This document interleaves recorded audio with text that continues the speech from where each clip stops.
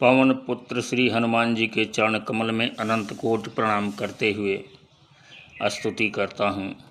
कृपया हनुमान जी स्वीकार करें और अपने भक्तों का सदा कल्याण करें। मनोजवं मारुततुल्यवेगं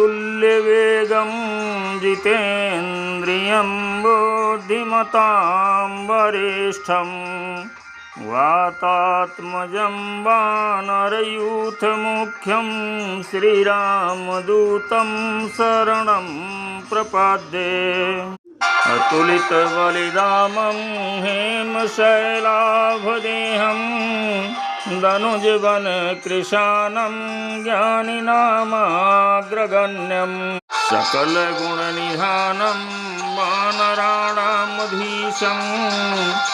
रघुपतिप्रियभक्तं वातजातं नमामि। अंजनीनंदनाय नमः।